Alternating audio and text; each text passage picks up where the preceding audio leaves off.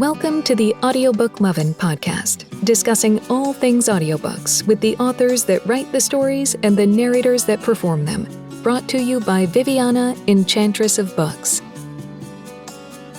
Hi, everyone. Welcome to Season 6, Episode 5 of the Audiobook Lovin Podcast. And today I am chatting with narrator Moniqua Plante, otherwise known as Kingsley Rose for romance. So welcome, Moniqua. Great to talk to you again. You as well. I know. I was like, I can't believe it's taken us this long to chat again. So thank you for having me.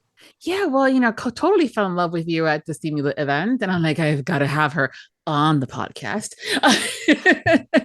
And it is one of those things where timing, right? But I'm thrilled to have you here and have listeners get to know you better. Well, thank you. So we're going to start by having you tell us a little bit about yourself, how long you've been narrating, and how you got started. Oh my goodness. Well, I've been acting since I was a kid, and so I have a lot of on-camera and theatrical experience. I'm from Northern California, but I've been down in Los Angeles, Venice Beach area for, 15 years or so. But it's getting started in narrating. It was in 2022. So like a lot of actors who kind of lost everything with the pandemic, I wanted to find another way to be creative on a daily basis. I also studied literature in college. So when, friends would talk to me about audiobooks, I was like, wait, I can act out books? Exactly. This is amazing. So I started taking some classes and coaching in 2022, and I just jumped in like head first and went full time in 2023. And I've been so incredibly lucky, and grateful for this community. It's one of the best communities I've ever been a part of. It's very welcoming and supportive. And, I've been really lucky.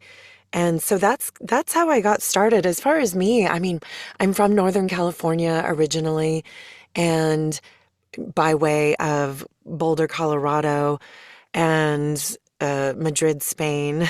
I've lived in a couple and schooled in a couple of other places, and started acting it as a youngster in like the San Jose Children's Musical Theater, and was really just loved performing. And then I kind of, as I got older, sort of like got out of that a little bit. And I got really into action sports. I worked in skateboarding and snowboarding. I worked for the ESPN X Games. And that kind of brought me to a point when I was living in San Francisco of where and what I really wanted to be doing. And it was a dear friend of mine who was like, "You've always talked about acting. Why don't you do that?" And it's, one of those things where we kind of think, well, can I do that? Is that something I can actually make a living at? And so that's what I did. I just pivoted and started taking classes again and really getting into that, and then moved to Los Angeles to really make a go of it.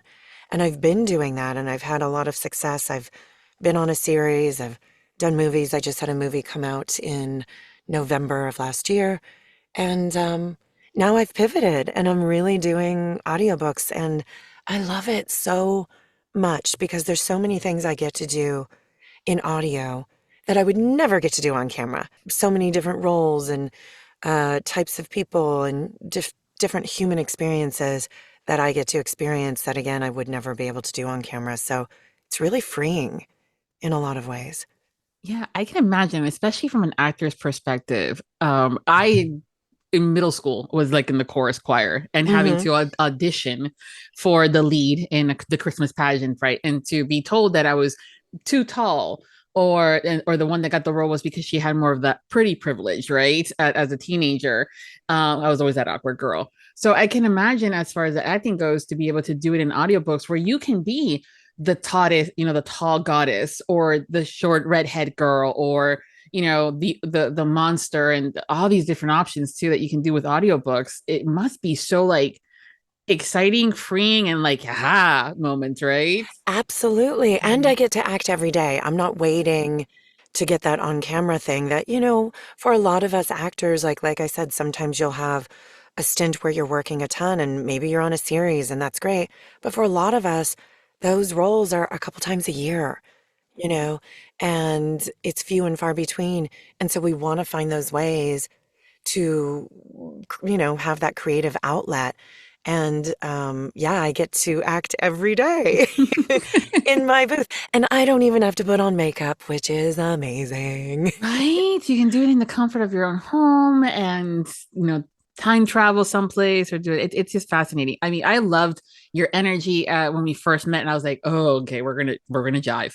And and then just get talked to, to get ready for this chat, I went down the Moniqua rabbit hole and and saw some of yours. I'm like, wait a minute. I think I watched some of the Nashville episodes and stuff like that. I'm like, oh, and then went into like, you have done things like comedy, and kick-ass villains and stuff like that. I was like, damn, girl, you know how to hold a gun. I do indeed.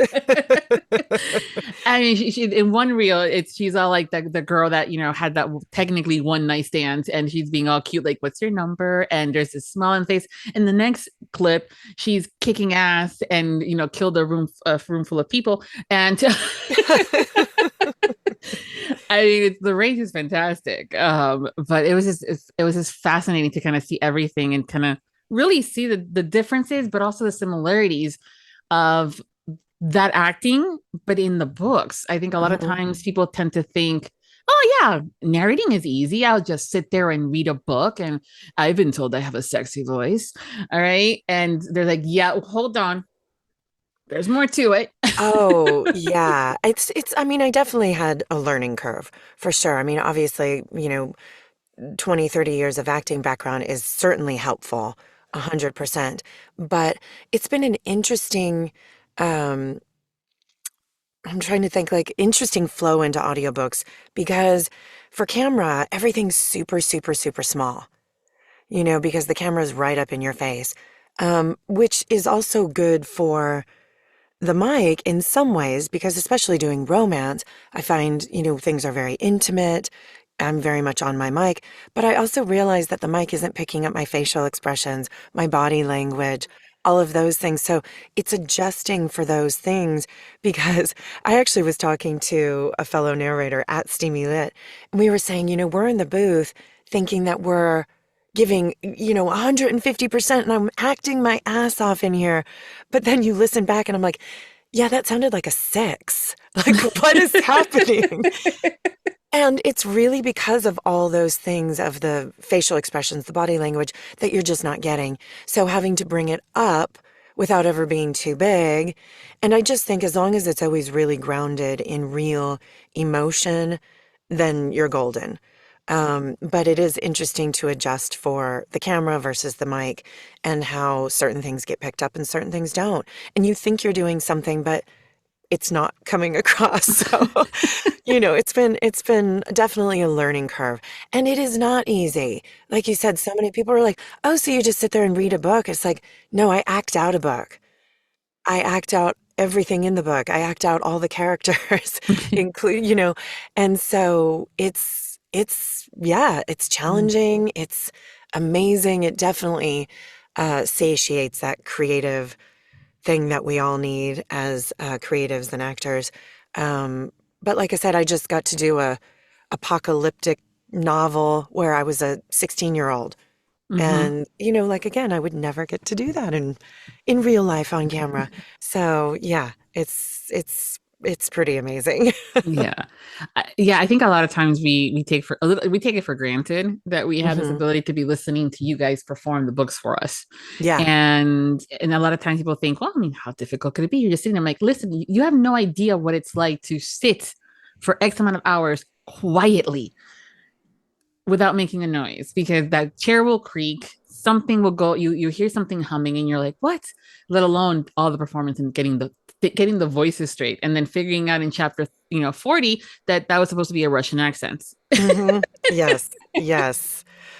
Oh gosh, that just that's happened to almost every narrator I know. Yes. I got to the second book in a series, and a character that's mentioned in the first one, we find out in the second book he's British, and But it's never mentioned. It's never mentioned. It's never alluded to in the first book.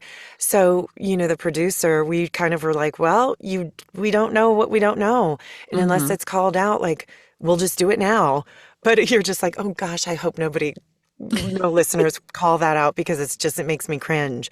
But there was nothing we could do. The first book was already done. Yeah. So Yeah, I think authors are learning, as well as production companies, to ask that question of, so we're doing the whole series in audio now, thank you, and anything that we should know about these characters that might be a second, or a pop in book 1, but will eventually have the lead in book 4 or 5, or fill in the blank number. Because accent work, but also a lot of times you guys as narrators think that it's not a throwaway, but almost like a pop in cameo, and so they might have this cadence or a tone that's really lower, and you're going, oh crap, I'm supposed to duplicate this for when they're the main characters. That's gonna hurt or annoying as shit. Yeah, exactly. Well, and here's the thing: once you get into the series, a few books down, I do think this is just my personal opinion. If you've established it in a way that's not necessarily sustainable, like we're saying, to shift it up just slightly so it is, but the essence of the character is still there, a lot of the tone is still there, I think that's fine. As long as it's still obvious that it's that character. But yes, you do, when we do create characters, especially as a woman doing a lot of male characters, I had a book that I had 67 male characters. Damn. Yeah, thank you, historical fiction.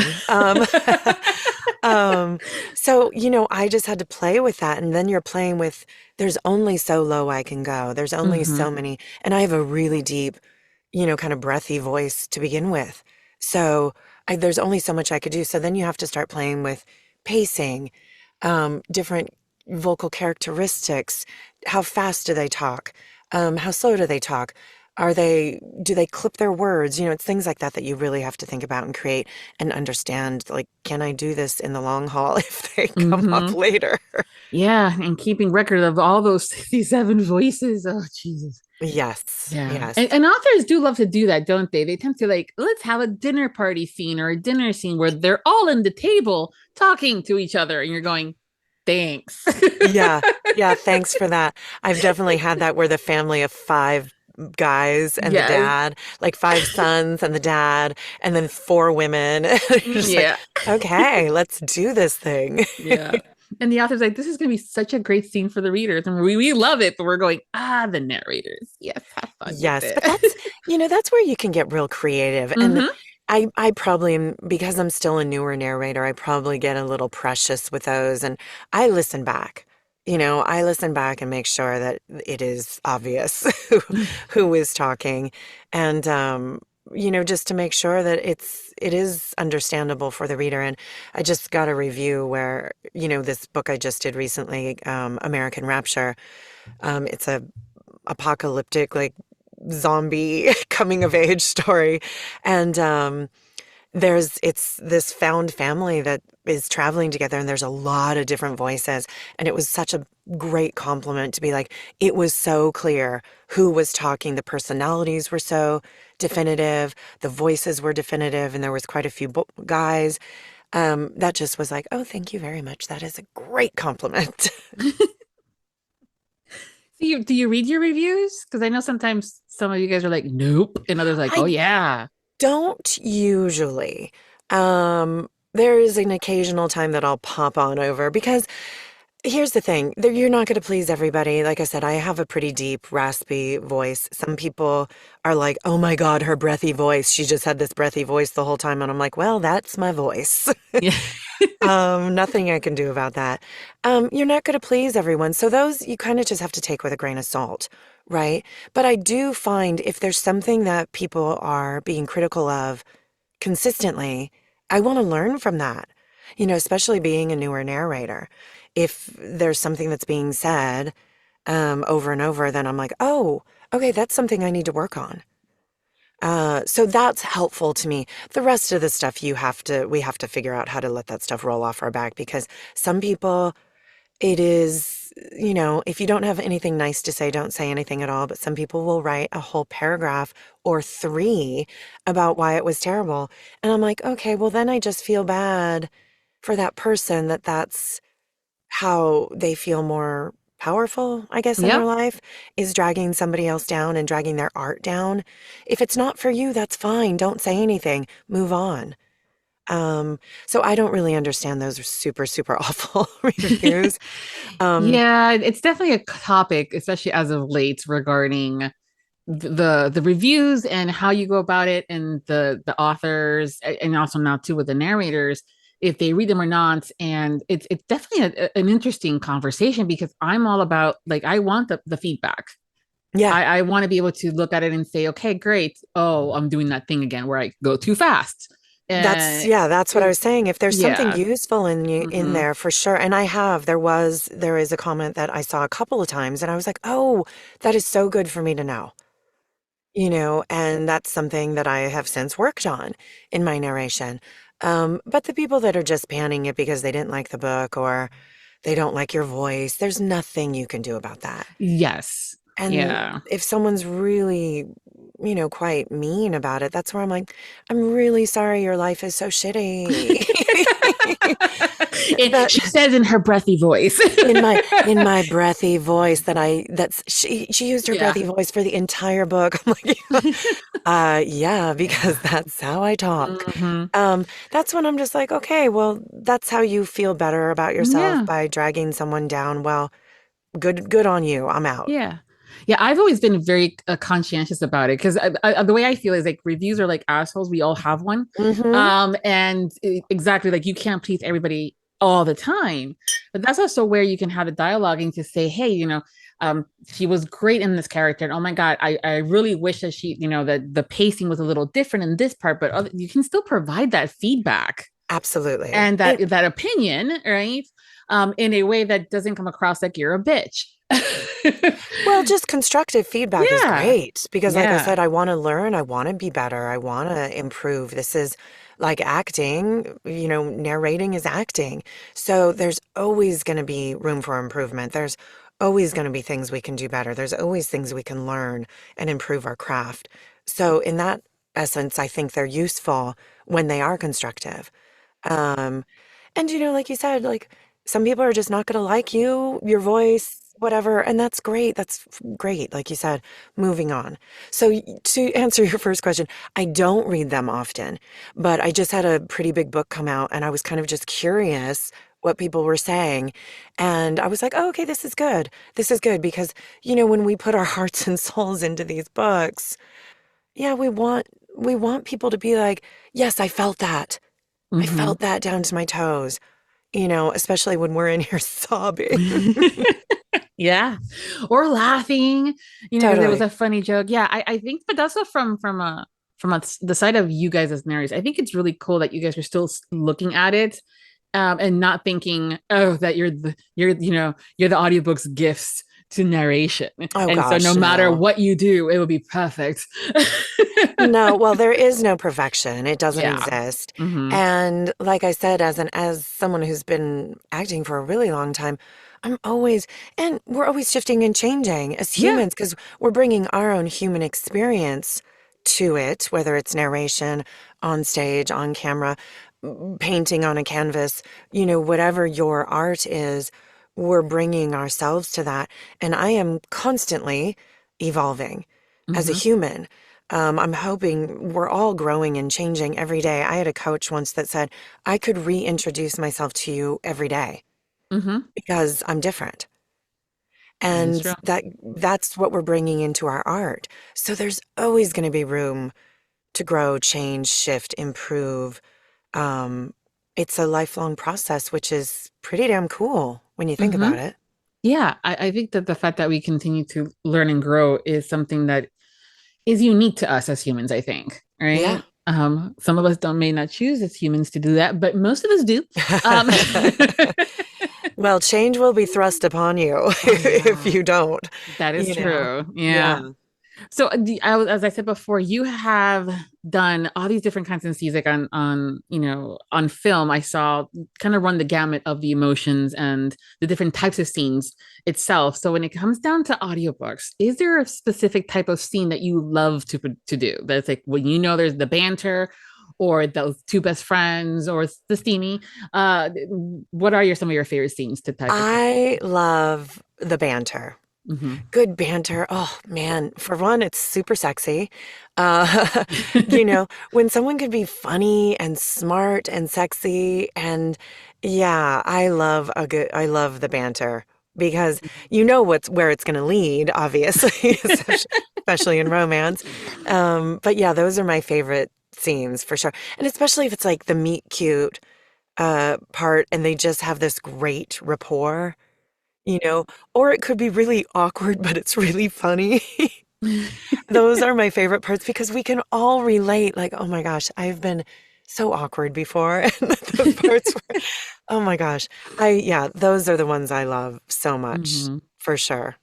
Okay, yeah, those are some of my favorite too because there's the emotions that can come out of it, regardless of what the banter is. Because it could be a funny scene that they're bantering about, but it could be something more emotional. I mean, but the chemistry that's there sometimes, like you were saying, I'm kind of reminded of the Pride and Prejudice movie from 2005 with Matthew McFadden. That scene where it's raining and they're just going at each other as for a conversation, and then they stop and they're just staring. The audience is going, "Kiss her, damn it!" Exactly. So the banter can be anything. I mean, ideally, it's usually kind of funny for me, but that banter could be like arguing too, where people are at it and then all of a sudden they realize, oh my gosh, this is my person. Yeah. Because to argue like that too is passion. Yeah. It's passion. And so all of that I find really, the argument scenes, oh man, they can be heart-wrenching, but also funny, like it just depends. But yeah, those scenes where there's just a lot of intensity, whether it's humorous, passionate, argumentative, there's so much under that because usually when we're doing that, it's covering up for all the layers underneath. It's covering up for all the things we're not saying. Yeah, that is true. Yeah. Okay.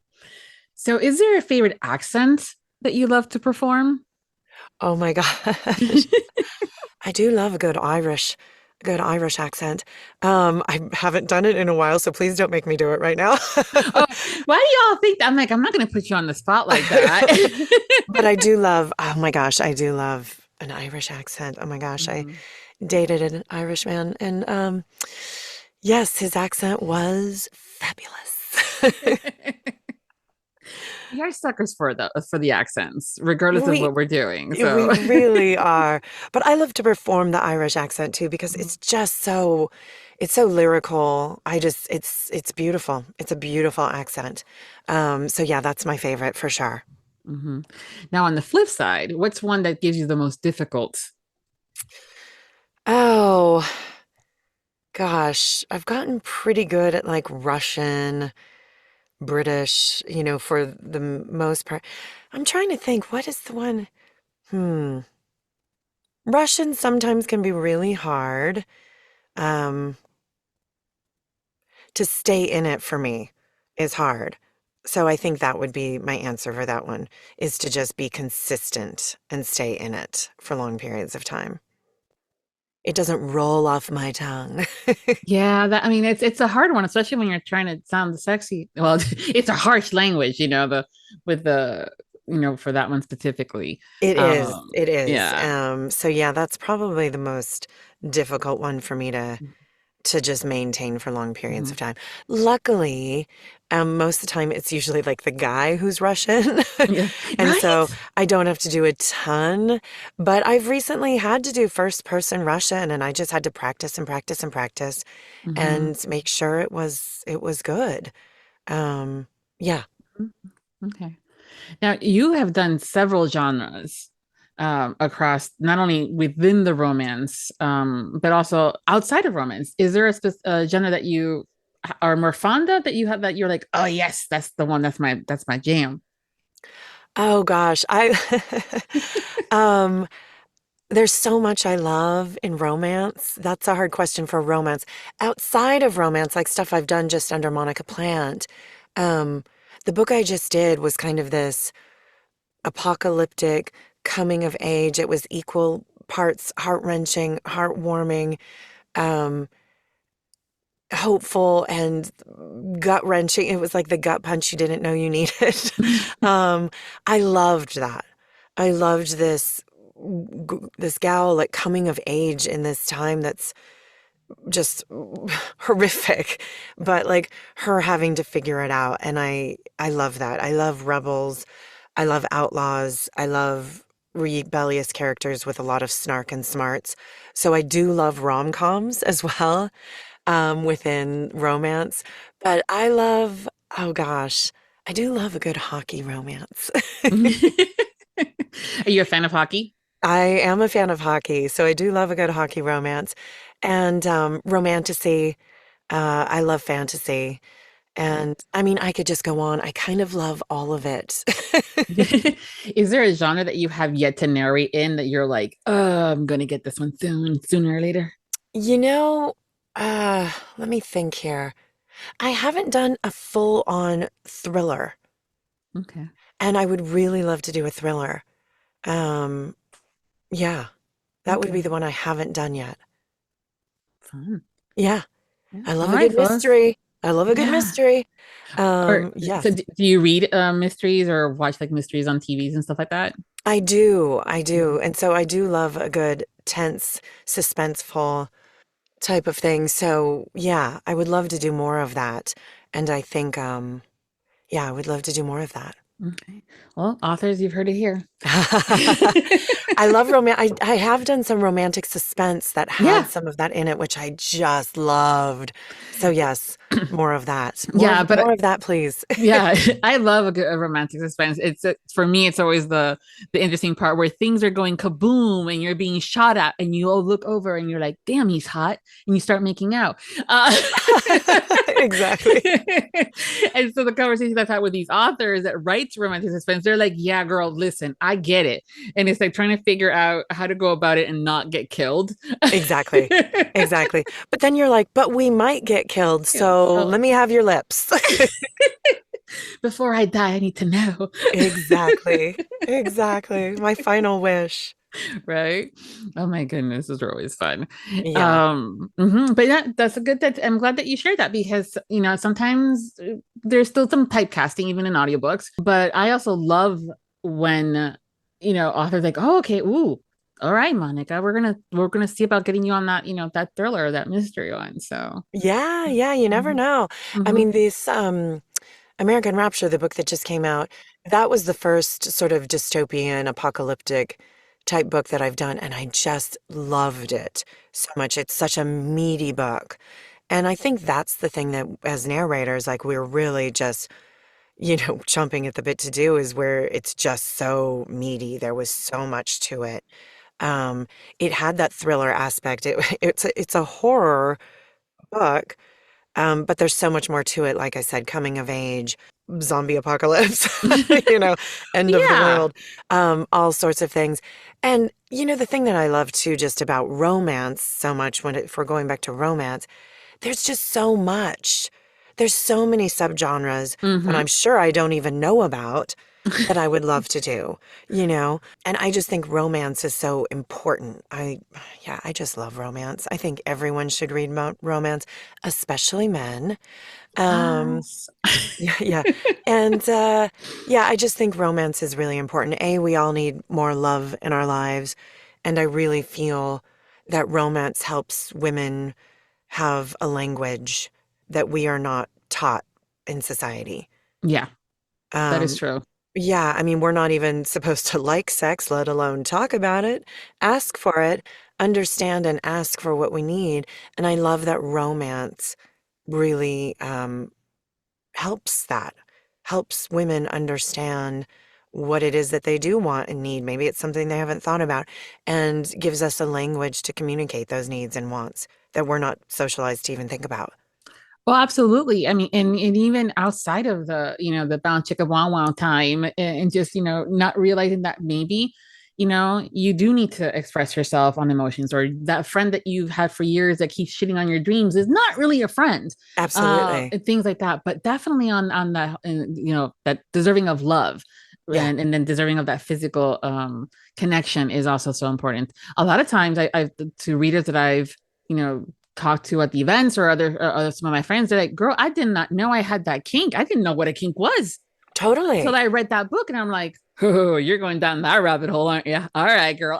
That's what I'm saying. Like it's especially if we don't know, we don't know what we don't know. Yeah. Right. So reading something that opens up our mind to something that we've never thought about, like how amazing is that?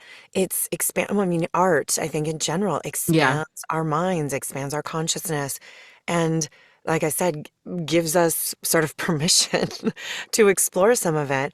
And, like you said, helps us maybe navigate relationships in a different way. Yeah, definitely. I think it's provided a lot of eye-opening experiences and opportunities to just, whether it's to travel to that one city that you never thought about, but the author did such a beautiful job of explaining and describing it, to wanting to learn a different language, or, wanting to try toys in the bedroom, whatever. Totally. It totally works. All of it is so important. Yeah. And it's such a shame that it's looked down upon by others that are outside. And so I've always said it, that the community is fantastic, and that it's great that it has embraced all these different things, and that the community as a whole is open to like, okay, great. You want to retitle fantasy romance? Let's do romantasy. Great. Sounds kind of cool. But it's the same genre, or welcoming newer readers to, we don't gatekeep and things like that. And being able to have these kind of conversations is just great. Absolutely. Absolutely. Yeah. And romance just makes you feel good too, ultimately. Yeah, exactly. So we're going to get a little bit more personal here. I've got some personal questions for you. Okay. I'm It's ready. good to know you better. When you're not working, what do you do for fun? I do everything outdoors, if I can. I live in Venice Beach in California, so luckily I'm near the beach. I'm not too far from the mountains. So when I am not working, I'm hiking, walking, hanging out with my friends, usually eating good food and drinking excellent wine. I do yoga. Let's see, what else? Those are my main things. Okay. Yeah. So what song do you have to sing along with, regardless of where you hear it? Oh my gosh. Pharrell's Happy. Because I'm happy. I just totally heard see you doing that. Yeah.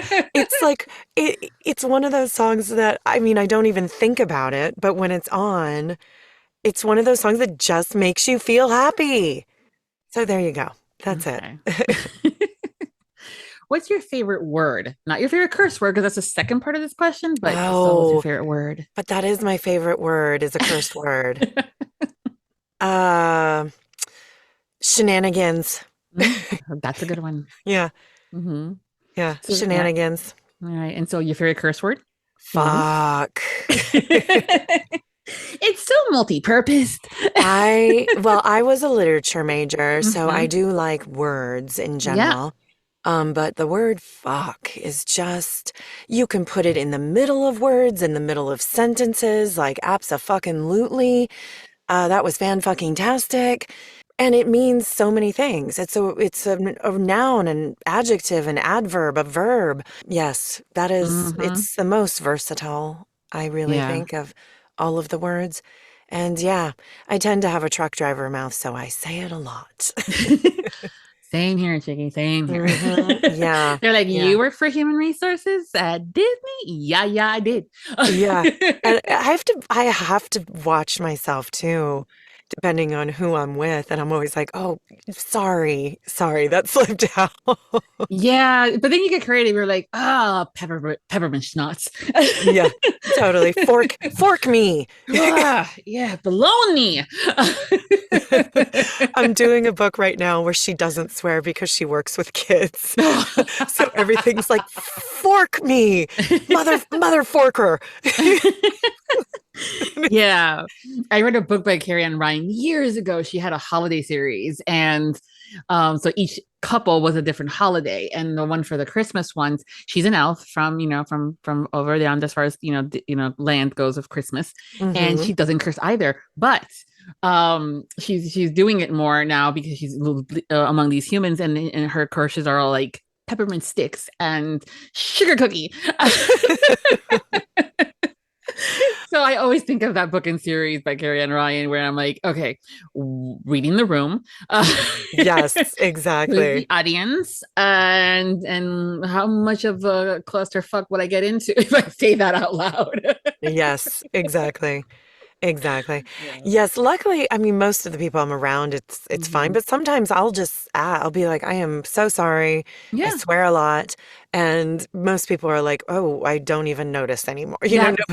No, it is sort of, Mhm. it has become part of our vocabulary, which I know would appall a lot of people, but it is just part of my vocabulary. So there you Yeah. have it. Yes. You have to accept people as they are, or Exactly. walk away and go Yep. away. Yes, and I tend to be a pretty cards on the table kind of person. So Yeah. Yeah. Well, exactly. I mean, it is what it is. And when you see me, you see me. exactly, Yeah. exactly.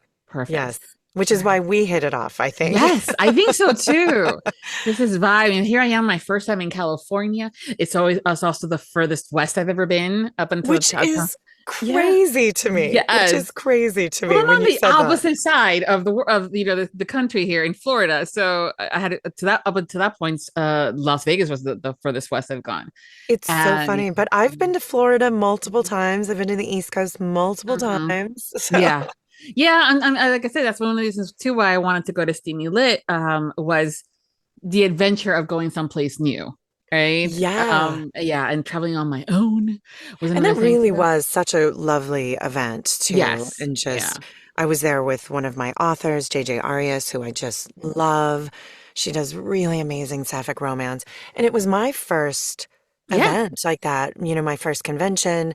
And I just went sort of as her assistant, just, she was like, come as my assistant so you can kind of get a feel for it. Yep. And it was so wonderful. Obviously, I got to meet you. I got to meet so many wonderful people, so many wonderful authors, fans, and, felt a lot of my really wonderful fellow narrators were there, which definitely made me happy to spend some more time with them.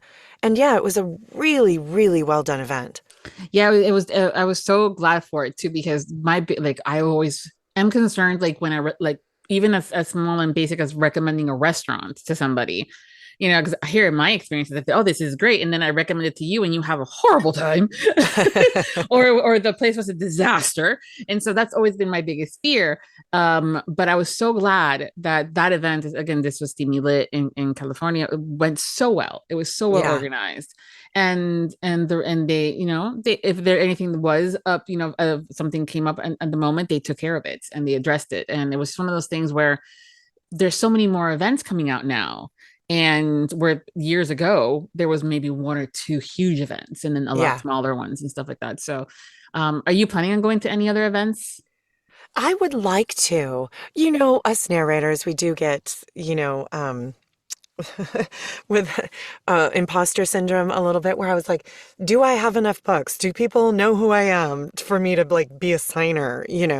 But yes, I would love to because I really had such a great time meeting the romance fans and the author. It was just such a fun event that yes, I would love to do more. I don't have any scheduled or planned at the moment, but it is something I would like to do more of for sure.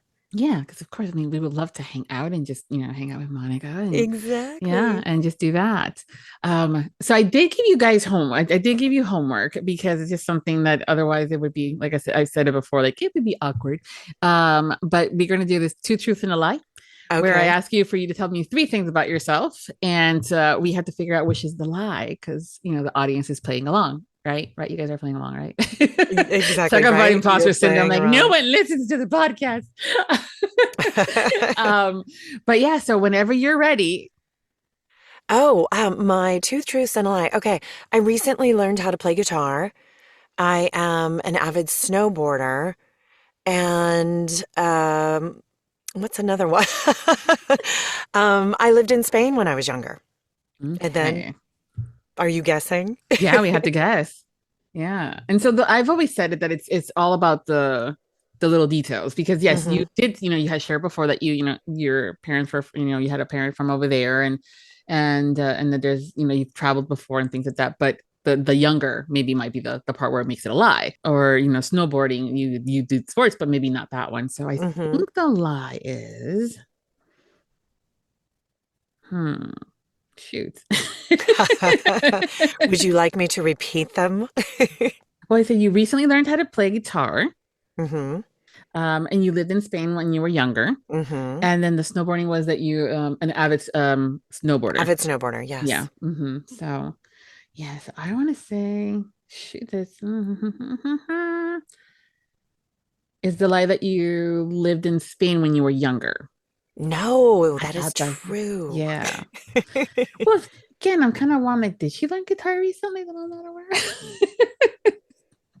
Am I answering now? Am I telling you? So yeah. Okay. So. I did not learn to play guitar. Okay. See, I should have gone with my gut. I really want to learn how to play guitar, but I don't. I've never learned.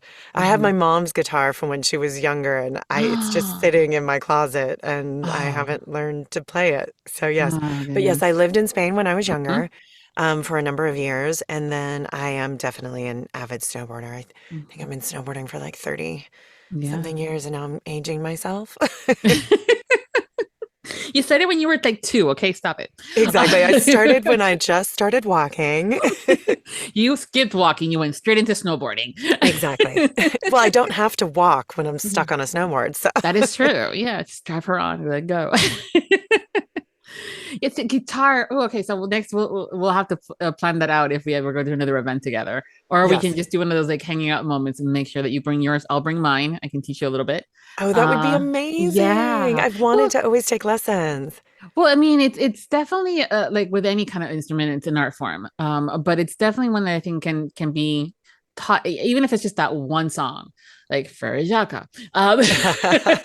Totally. Yes, which I've learned to play on the piano as well. It's universal. But yeah, it's fun. But also the fact that you have your mom's guitar. Yeah, which is for me, pretty cool. Yeah. And for me, it's just huge sentimental value to it too. And just to be able to just pick it up and strum the or play with that one song and totally evokes new memories that haven't been up in a while. So yeah, for sure. Awesome.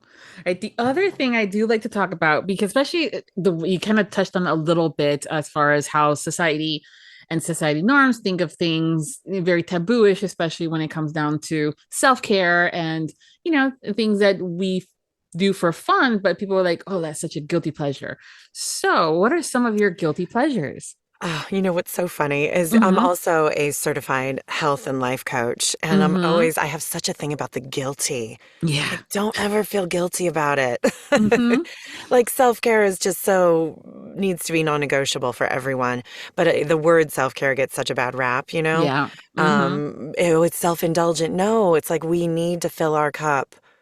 Otherwise, we're just giving from emptiness, right? Yes. And I always say the more you let yourself have these guilty pleasures, if you will, the more you take care of yourself, the more you're bringing the best of yourself to everything you do rather than just what's left of yourself to everything. Yeah. Right? My guilty pleasures. Okay, I have a few. How many?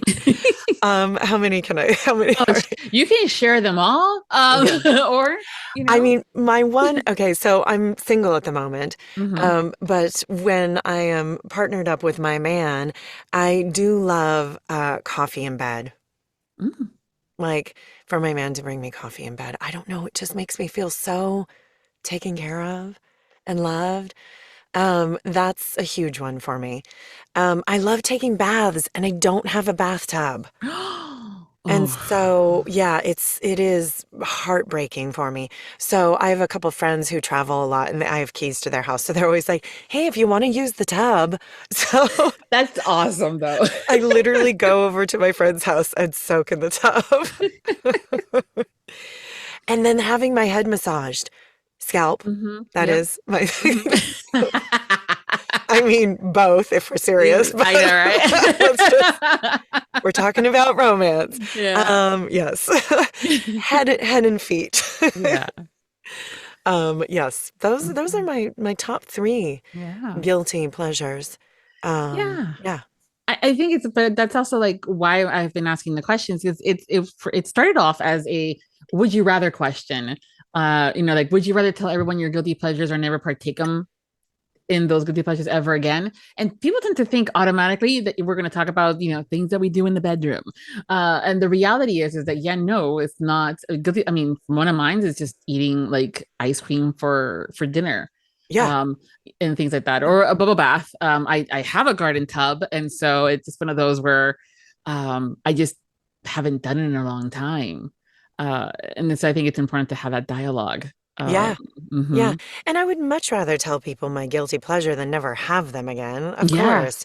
I'm Yeah. fine. Yeah. And Well, like I said, I'm kind of an open book too. So. Yeah, but that's also part of that was the question, like, would you rather? And so the running joke was like, okay, well, next time you come on the show, we'll talk about some of those guilty pleasures. And I'm like, wait a minute. I've been doing this for like 10 plus years. We're gonna start talking about them. Yes, yes, for sure.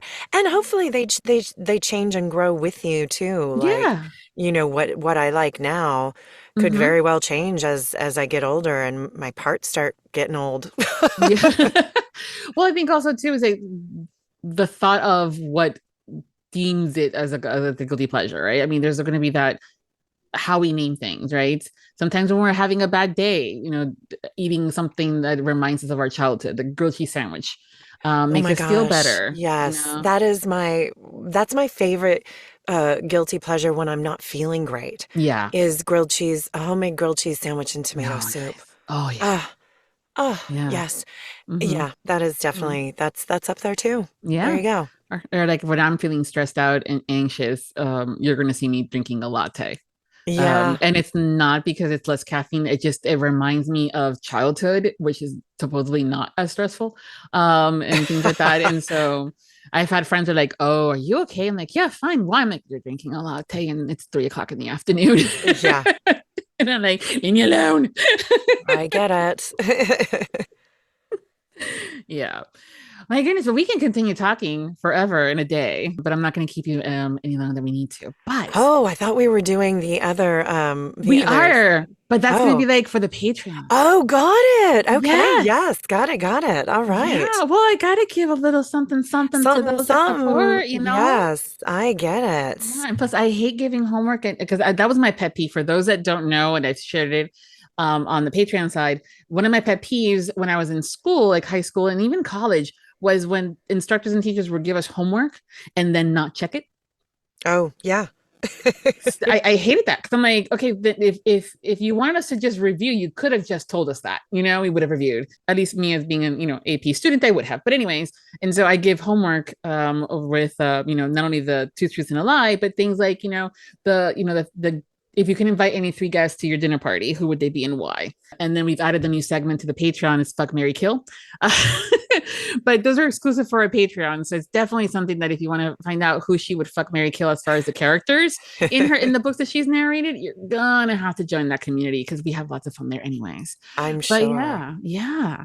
So before we go, tell us what you're working on that you can share and what's coming up next for you.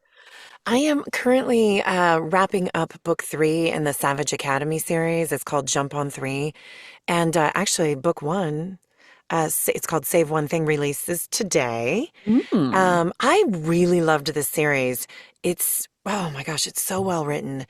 The banter is hilarious. The characters are so well developed, and it's high school. And so I Mm-hmm. wasn't really sure, like, oh wow, this is young. But oh, it's so beautifully done. It's so beautifully done. In book 3, the lead gal, the FMC, has autism. Mm. And I don't even know, I don't want to say it in the improper way. She is autistic. And it's just so beautifully done. And I really love this character so much. And I feel so honored that I get to narrate her. And so that is called Jump on 3. And that's what I'm recording right now. And what was the other question? So what do you have coming up and that you can share? Because what else are you working on? Oh my gosh. Well, I have romance Mm-hmm. through next year. So I'm Nice. really excited about it because it's all sorts of different romance. It's romantasy. I've got a couple rom-coms. I have, of course, some mafia in there. And yeah, I'm really excited about it. Oh, and I got some paranormal monster romance in there too, which is always Nice. good fun. Uh, so yes, I've got a lot on the schedule and I feel really, really fortunate and grateful for that. That's so good. I love it when you guys are able to share, even if you can't tell us what the name or the project is, but just the fact that, I mean, that was brilliant. Just letting us know that we, what we can look forward to, whether it's Yeah. some of our jams or some of our favorites. We're like, oh, okay, Monica as an alien. Okay, we're gonna see that. Yep, yep. That's great. Well, thank you so much for taking the time to hang out with me today. It's been such a pleasure. Oh my gosh. Well, thank you so much for having me. I so appreciate it. And I appreciate you and this community so much. So I'm honored. Oh, thank you. Well, listeners, if you're not following her on social media, I will be providing you with all of their links. So you can find that information over on this episode's post at Viviana Enchantress of Books. And until next time, happy listening.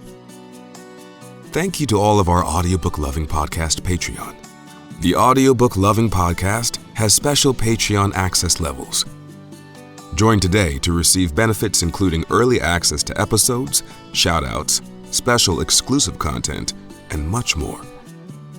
Support the podcast by becoming a Patreon at www.patreon.com/audiobookloving.